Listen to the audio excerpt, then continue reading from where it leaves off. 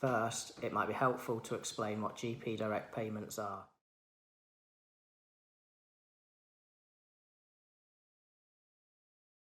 Simply, under direct payments, the ICB, or until recently the CCG or NHS-E&I, reimburses CHP directly. This negates the need for practices to request the reimbursement from the ICB to pass the money across to CHP. Direct payments are not new. They have been permitted under the Premises Cost Directions since 2013. Secondly, an explanation of reimbursable costs is useful. ICBs reimburse their GP practices for rent, rates, water, clinical waste and management fee costs on receipt of invoices received by GPs within its area. These tend to be about 80% of the total cost for the practice. The remainder is made up of the non-reimbursable costs.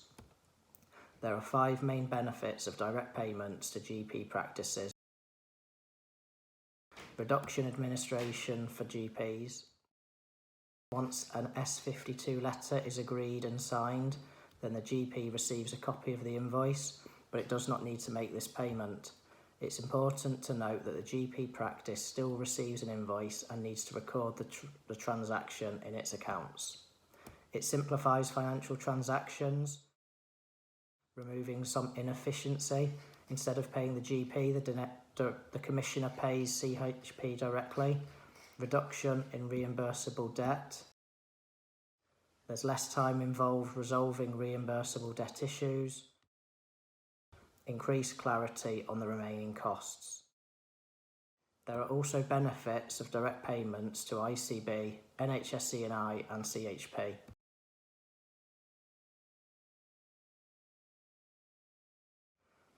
These include timely payments. This is important because when funding is not passed on in a timely manner, there is a cost which is ultimately passed back to the customers for working capital loans to fund property companies. It provides clarity for commissioners on the payments through schedules, accounting, but also what's going on with the payments, where the money has gone and if they're going to have to deal with an issue of a GP relating to enforcement.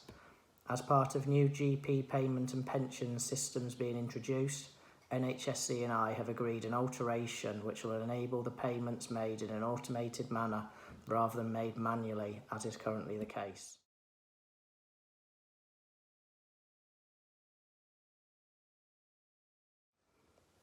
If you would like more information on how your GP practice can reduce administrative burden by using direct payments, then please contact your Operations and Relationships Manager.